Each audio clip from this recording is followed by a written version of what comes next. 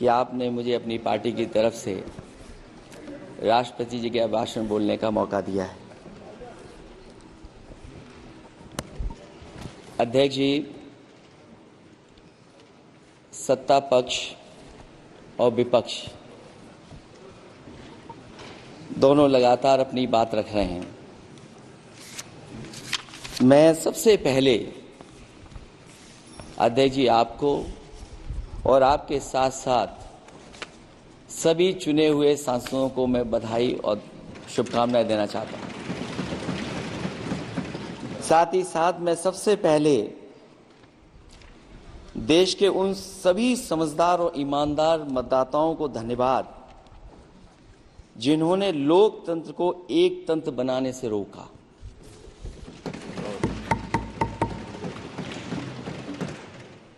चुनाव के समय पर अध्यक्ष जी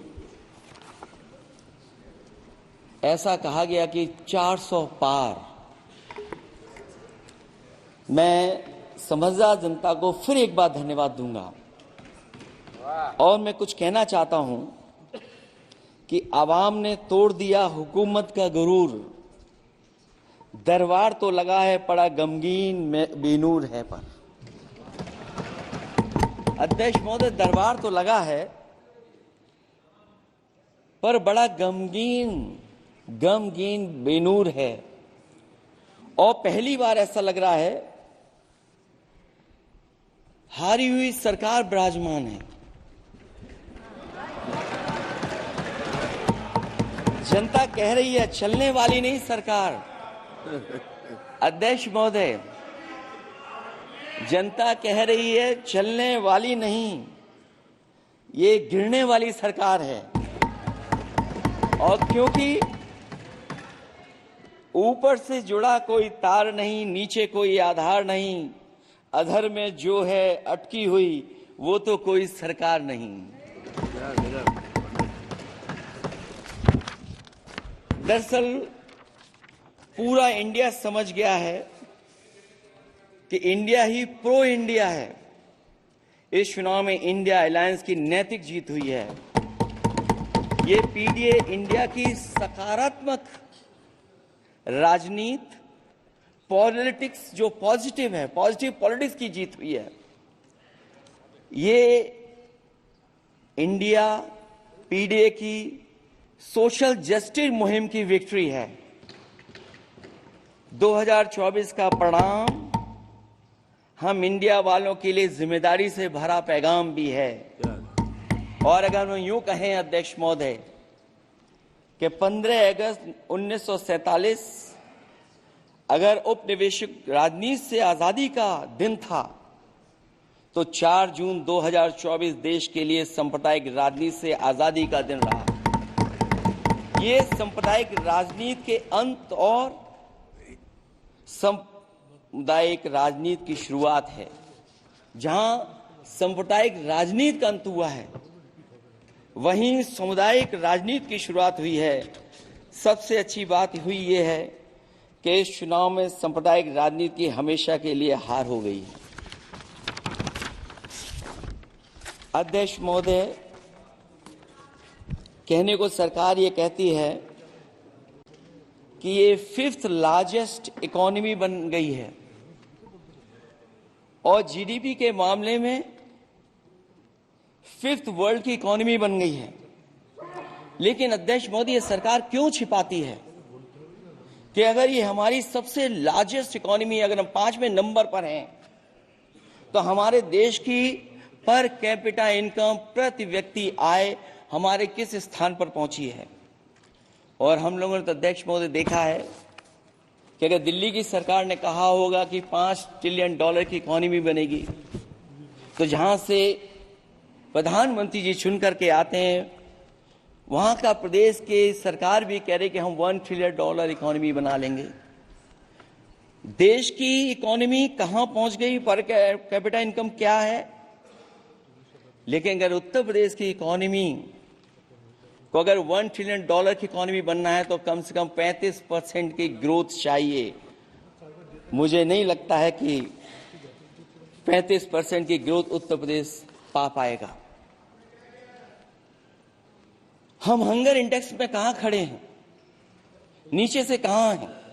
जो 5th लार्जेस्ट इकोनॉमी की बात कर रहे हैं वो इनइक्वालिटी के पैरामीटर पे कहां खड़े हैं, वो हैप्पीनेस इंडेक्स में कहां खड़े हैं। और जो लोग चुनाव को अपने तरीके से मोड़ते हैं, मैं उन्हें कहना चाहता हूं कि अध्यक्ष महोदय, इस चुनाव के परिणाम ने तोड़ने वाली राजनीति को तोड़ दिया है और जोड़ने वाली राजनीति की जीत हुई है। इस चुनाव में धन छल बल की नकारात्मक राजनीति की शिकस्त हुई है। ये चुनाव जो देश का हुआ, ये सकारात्मक राजनीति का नया दौर शुरू हुआ है। इस बार प्रो कॉन्स्टिट्यूशन वालों की जीत हुई है। हम मानते हैं संविधान ही संजीवनी है, उसी की जीत हुई है। ये संविधान मंथन में संविधान रक्षकों की जीत हुई है। अब ऊपर से नीचे की राजनीति का अंत हो गया है। अब नीचे से जो समाज की जो आवाज उठेगी वही राजनीति का आधार बनेगी। मैं कहना चाहता हूं कि देश किसी की व्यक्तिगत महत्वाकांक्षा से नहीं, जन आकांक्षा से चलेगा। मतलब अब मनमर्जी नहीं, जनमर्जी चलेगी। इस चुनाव का बड़ा पैगाम यही है।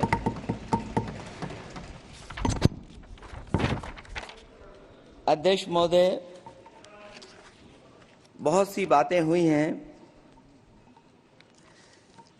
अगर उत्तर प्रदेश की बात न हो, क्योंकि अध्यक्ष महोदय सबसे बड़ा प्रदेश जहां है, उसने हर बार दूसरे दल को समर्थन देकर के सरकार बनाई।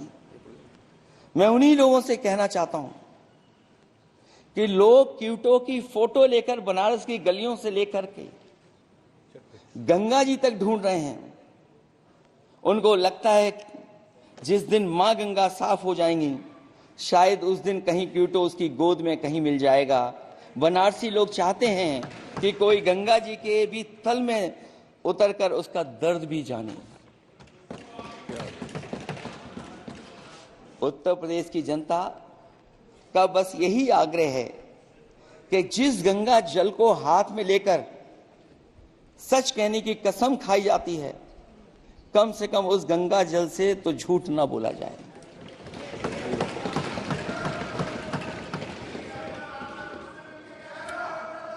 जहां विकास के नाम पर खरबों रुपए की लूट का राज खोलते भ्रष्टाचार के गड्ढे प्रदेश का नाम खराब कर रहे हैं, वहीं पहली बारिश में ही टपकती हुई छत और गिर चुकी स्टेशन की दीवार बेईमानी की निशानी बन गई है। अध्यक्ष महोदय, विकास का ढिढोरा पीटने वाले इस विनाश की जिम्मेदारी कब लेंगे? और रही सच्चे विकास की बात, तो हमने जो सड़क बनाई उस पर हवाई जहाज उतरे थे और उत्तर प्रदेश की मुख्य नगरी में सड़कों पर नाव उतरी हैं। और अभी बारिश और हो जाएगी